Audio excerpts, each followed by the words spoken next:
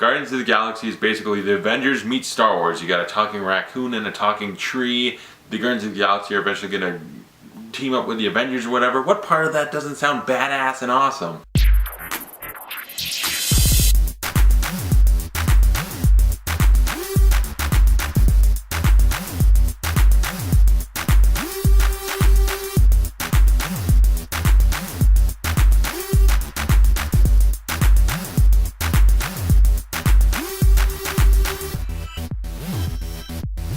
Guardians of the Galaxy stars Chris Pratt, Zoe Saldana, Dave Bautista, Vin Diesel as the voice of Groot, and Bradley Cooper as the voice of Rocket Raccoon. And it is the latest Marvel movie that is all leading up into Avengers 2 now. And it's directed by James Gunn, the guy who made Slither, and I'm unsure of his other movies, but I know he made Slither, a movie I haven't seen, but I kind of want to see now because James Gunn made it. The story is about a group of rogues that basically come together in circumstances to team up and form the Guardians of the Galaxy, more or less, because they're all trying to get this MacGuffin sort of thing, this orb that is a Infinity Stone, which is similar to like the Tesseract or the Ether things from other Marvel movies. And it's just something that they're all after, but also this guy named Ronan the Accuser's after it. And so they realize if he gets that, he can pretty much destroy the galaxy. So they form an alliance, become the Guardians of the Galaxy to team up and kick Ronan the Accuser's ass. This was kind of a gamble because a lot of people when they heard of it are like, what? Like even big comic book nerds are like, Guardians of the Galaxy? I don't even know what that is, because when Marvel started this with Iron Man, it's like, yeah, Iron Man's sort of C-list and like he's no one's, like he might be your favorite, but he's not like a huge guy like Spider-Man or anything. And then that paid off so well and they made it cool, so by the time Guardians of the Galaxy rolls around, it's like, I'm not worried about them being stupid or weird because they took Thor and made him cool. To me, Thor was always the one like, I don't want to watch Thor, but I did and it was cool. So Guardians of the Galaxy, a talking raccoon played by Bradley Cooper. Okay, Vin Diesel's a tree, right on. And Guardians of the Galaxy delivered. This is one of the best Marvel movies. It is right up there. It is, again, another one of those ones. Lately, they've been just hitting it out of the park. I'm not sure quite where it fits. I was thinking, is it better than Avengers? Maybe, maybe not. I don't know. Is it better than Captain America the Winter Soldier? I think it's right next to it, is essentially where I'd put it. This movie is awesome. Everything about it, I love. The characters are good, and the movie does something that even the Avengers couldn't do. It takes all these characters that you don't know nothing about. No one knows who Guardians of the Galaxy are, okay? No one knew, like, oh, I love Groot, he's my favorite comic book character. No one was saying that, so they took all these people no one knew and established them in a universe in one movie. Avengers had to give us 2 Iron Man movies, a Hulk movie, a Thor and Captain America movie, just so the Avengers would make sense and work for them. Guardians of the Galaxy got all these different characters, put them in a movie, and made it work the first try. They didn't have to go like, okay, here's a Star-Lord movie, here's a Rocket Raccoon movie to set it up. That makes the Avengers look bad in a way that, yeah, ours was even weirder, no one knew it would work, and then we did it in one movie. Chris Pratt as Star-Lord is fantastic. He's like Indiana Jones meets Han Solo, and it's badass, and I love it. He's awesome, he's really funny, he's cool, and yeah, he's basically Space Indiana Jones mixed with already in Space Han Solo. Yeah, Zoe Saldana's Gamora. She is badass, scary, and she looks better in green than blue, okay? People loved her in Avatar, like, oh, she's hot, she's blue, it's crazy. I think green's even better.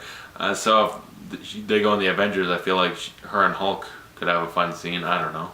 She's probably the most badass woman in the Marvel Universe, because, you know, Black Widow is great and amazing, but Gamora's more hand-to-hand combat. Like if her and Black Widow got in a fight, I'd be worried for Black Widow's life, and that's just how it is. Gamora is a badass, and there's a thing to her character which I will not talk about because it's sort of spoilerific. It might ruin, it creates some tension in the movie, and I like that. It was interesting. Dave Bautista is a former wrestler, and now he's an actor, and that has only really worked for Dwayne Johnson. He's really went from wrestler to actor and made it really work, and Dave Bautista is the next best wrestler turned actor. He's great. He's not like a John Cena or Hulk Hogan or somewhere. It's like, that's a wrestler trying to be an actor and it is falling flat and it is bad. No, he's got comic timing in this movie. He's a big, huge badass and just muscle-bound monster, but he's funny. He's got good comic timing, and I really like that because his character, the thing about him is he takes everything literally, so that creates a lot of humor. Vin Diesel as Groot. Last time Vin Diesel did voice work, we got the Iron Giant. That's my favorite movie of all time. So was I expecting a bit from Vin Diesel? Yes, did he deliver? He doesn't have to do much in the voice work, I'll say that. But the character of Groot is awesome, and it reminded me of the Iron Giant because he's a big, lovable, just innocent presence that, if needed, can become a badass. Groot is a very innocent, lovable looking thing, and it's just cute to look at. It's in his eyes mostly. His eyes, you look in those eyes, it's just like, oh, that's innocence. And you get all happy and fuzzy feeling inside. And then Bradley Cooper as Rocket Raccoon. He was, oh, I love Rocket. I was most excited about Rocket Raccoon. Bradley Cooper as a little raccoon with machine guns and stuff. I thought it'd be awesome. And is it? Yes, it's fantastic. He's great. And what I like about a lot of these characters is they're all emotionally resonant. You feel something for their characters. That's also credit to James Gunn's directing. He directs this movie really cool. They got some great action scenes. A soundtrack that is awesome. I love the soundtrack. It's all like 60s, 70s music, I believe. There's a point to that in the story. It's really good though, a good soundtrack, a good score too. This movie has a lot of great humor in like places you wouldn't expect. It's almost like the anti-Avengers in a way where it's like, it would take it serious here, and every time you think we're going to be serious, we're just going to make fun of that and be humorous, and it'll work because we're making fun of ourselves. And it's unexpected. It's just every time you think something's going to go one way, it goes kind of different, and then you laugh about it. It's a really funny movie. Like, the opening credits alone are really funny. The only real problem I have is the villain. The villain's not very good. Ronan the Accuser, he looks kind of cool, but he's essentially the same as Malekith, the Dark Elf. It's just a guy that wants power so he can destroy everything. Isn't that what, well, technically the Dark Elf wanted to shut the lights off so it was dark? But it's like, I want this power so I can use it to be king or destroy everything or rule everyone. It's the same thing. In a way, Loki was sort of that, but Loki had a lot more to him. Ronan does not. He's just, I want power and I will destroy the entire galaxy. And when there is nothing left, I never thought my plan through enough. Because then, what'll I have? I wonder if they ever consider that. Like, destroying all the universe and then it's just you. Then what?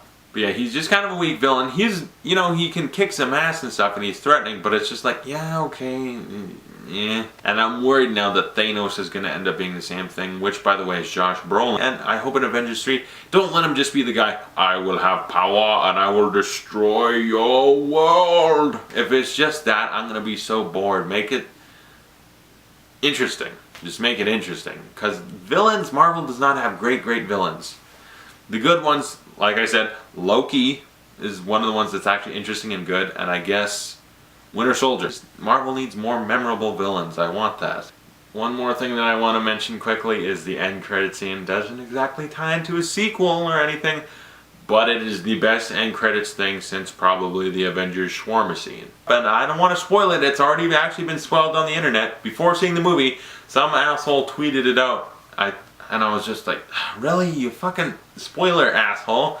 And then when I went into the movie, I actually forgot because I was so invested in the movie and involved and enjoying it and having such a fun ride with this hilarious movie that I actually forgot what was spoiled. And when I saw it at the end, I was like, oh shit, I forgot that happened. And I didn't even realize I knew that was coming until like 10 minutes after the movie ended. But it's a great after credits scene. If you know anything about Marvel, you will love it. I love Guardians of the Galaxy. I thought it was a really fun movie. It's just the villains is kind of weak, and that's the only problem really, is just better villains, and then it would have been perfect. It would have been A+, but because the villains are kind of weak, I would give Guardians of the Galaxy an A. It is still a hugely entertaining, fun ride of a movie. I loved it, loved it, loved it. I want to see these characters in the sequel. I could watch like 5 Guardians of the Galaxy movies. They're just fun to watch. So comment below, tell me who's your favorite character from Guardians of the Galaxy, and thanks for watching. I'll see you guys later.